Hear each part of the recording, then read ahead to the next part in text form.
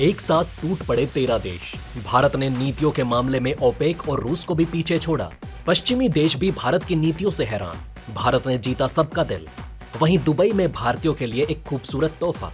दोस्तों, OPEC plus संगठन के 23 देशों ने एक साथ मिलकर अब एक काफी बड़ा फैसला लिया है।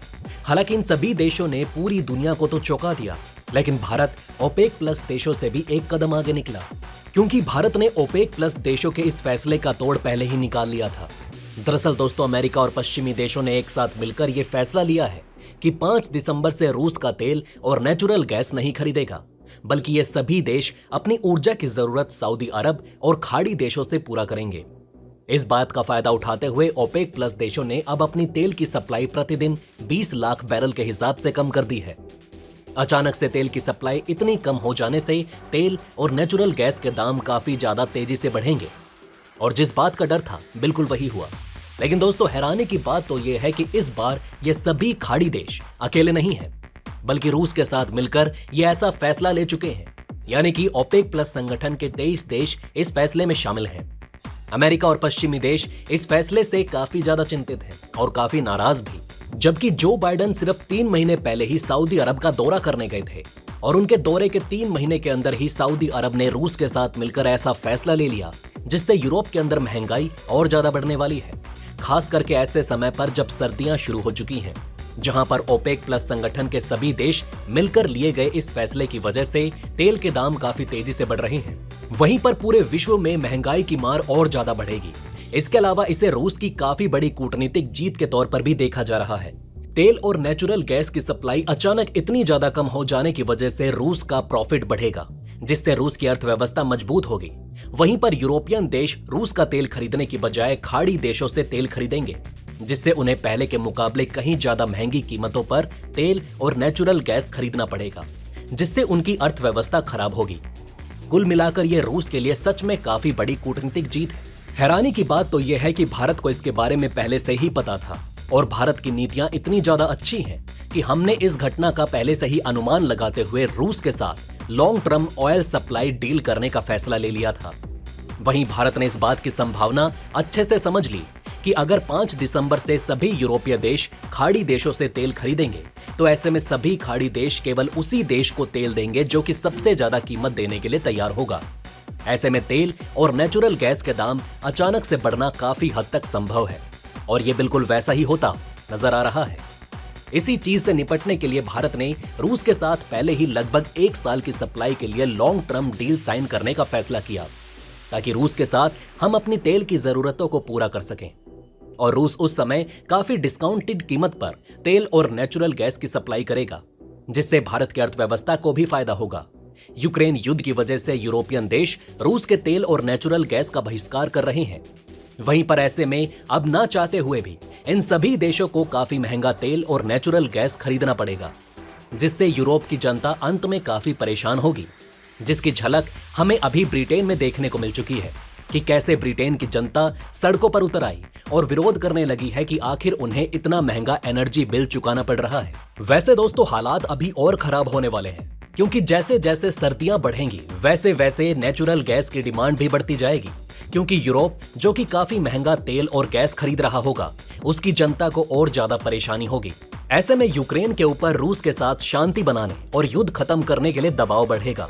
साथ ही इससे अमेरिका की भी एक कूटनीतिक हार माना जा सकता है, क्योंकि आखिरकार रूस अमेरिका के रूसी तेल और नेचुरल गैस का बहिष्कार करने वाली योजना को ओपेक प्लस देशों के साथ मिलकर नाकाम करने में सफल हो चुका है। बहरहाल दोस्तों, अब बढ़ते हैं हमारी दूसरी खबर की तरफ।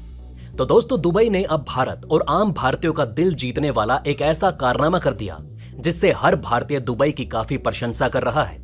दरअसल दुबई के अंदर लगभग 70,000 वर्ग फीट में फैला हुआ 550 करोड़ की लागत में एक भव्य हिंदू मंदिर तैयार किया गया है, जिसे सफेद मार्बल से बनाया गया।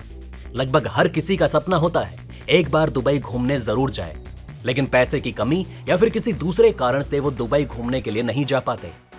लेकिन दोस्तों, इस बार दुबई किसी दूसरी चीज के लिए नहीं बल्कि हिंदू मंदिर के चलते चर्चा में बना हुआ है। जी हां दोस्तों, दुबई शहर में हिंदू और सिख समुदाय के लिए एक भव्य मंदिर का उद्घाटन किया गया।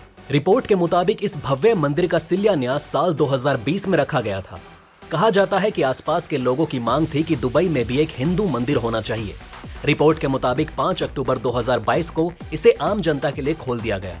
साथ ही इसकी दीवारों पर बेहद खूबसूरत और बारीक नक्काशी की गई है, जो कि इस मंदिर की खूबसूरती को और ज्यादा बढ़ा देती है। इसके अलावा इस मंदिर के अंदर 16 देवी देवताओं की मूर्तियां रखी गई हैं, जो कि इस मंदिर को और ज्यादा सुसज्जित बना देती हैं। साथ ही इस नए हिंदू मंदिर के अंदर पवित्र ग्रंथ गुरु ग्रंथ साहिब रखने के लिए भी एक स्थान दिया गया है, जो कि इस मंदिर को न केवल भारत के एक धर्म तक सीमित रखता है, बल्कि भारत के अंदर जन्मे कई धर्मों संस्कृतियों की मान्यता और सिख को एक साथ मिलता है, जिससे इसका महत्व और ज्यादा हो जाता है। वहीं इस मंदिर का सबसे आकर्षण का केंद्र गुलाबी कमल है। जी हाँ दोस्तों, इस भव्य मंदिर के अंदर 3D प्रिंटेड गुलाबी कमल का निर्माण किया गया है, जो कि बेहद खूबसूरत है। वहीं पहली मंजिल पर एक बड़ा सा प्रेयर हॉल है। इसमें एक किनारे पर छोटे कमरे बने हैं, जिसमें 16 भगवान स्थापित किए गए हैं। वहीं भगवान ब्रह्मा के लिए एक अलग से कमरा है। पहली मंजिल पर 4000 स्क्वायर फीट का एक हॉल है। इस हॉल में कई धार्मिक और सामाजिक प्रोग्राम का आयोजन किया जा सकेगा। इनमें श्रद्धांजलि सभा, शादी समारोह और दूसरे प्रोग्राम शामिल होंगे। वहीं 14 पंडित खास भारत से गए हैं, जो मंत्रों उच्चारण के लिए बुलाए गए हैं। उद्घाटन के लिए यूएई और भारत सरकार के सीनियर अधिकारी पहुंचे। साथ ही कुछ राजनयिक और सामुदायिक लीडर्स को भी इसके लिए आमंत्रित किया गया। साथ ही दोस्तों, ये मंदिर पूजा गांव के तौर पर मशहूर जबल अली में स्थित है। ये वो जगह है जहां पर कई चर्च और गुरु नानक दरबार गुरुद्वारा स्थित है। वैसे इस मंदिर के अंदर जाना इतना आसान भी नहीं होगा। कहा जा रहा है कि इस मंदिर में जाने के लिए हिंदू टेम्पल की वेबसाइट में QR कोड को स्कैन करके अपॉइंटमेंट लेनी पड़ेगी। QR कोड की वजह से एंट्री कुछ हद तक सीमित हो गई है। भीड़ को मैनेज करने और सोशल डिस्टेंसिंग के लिए ये प्रक्रिया अपनाई गई। साथ ही ये भारत की संस्कृति और सभ्यता का एक काफी अच्छा प्रतीक है। बहरहाल दोस्तों, इस वीडियो में बस इतना ही, लेकिन दुबई के इस कदम के लिए कमेंट बॉक्स में एक जय हिंद तो बनता है। दोस्तों, ये थी खबरें रूस के साथ मिलकर ओपेक देशों की एक चालाकी भरी चाल की, जिसने पूरे पश्चिम को हिलाकर रख दिया है। साथ ही दुबई में भारतीयों के लिए एक तोहफे की तरह पेश किए गए खूबसूरत मंदिर से जुड़ी। वैसे आपका इन खबरों के बारे में क्या कहना है, हमें कमेंट करके जरूर बताएं। वहीं अगर आप चाहते हैं कि ऐसी इन्फॉर्मेशन ज्यादा से ज्यादा लोगों तक पहुंचे, तो इस वीडियो को शेयर जरूर करें। और अगर हमारी ये वीडियो आपको पसंद आई हो तो लाइक करना ना भूलिएगा। साथ ही अगर अभी तक आपने हमारे चैनल को सब्सक्राइब नहीं किया है तो प्लीज हमारे चैनल को सब्सक्राइब जरूर करें। खुश रहें, अपना ध्यान रखें। फिर मिलेंगे एक नई इन्फॉर्मेशन के साथ। तब तक के लिए जय हिंद, जय भारत।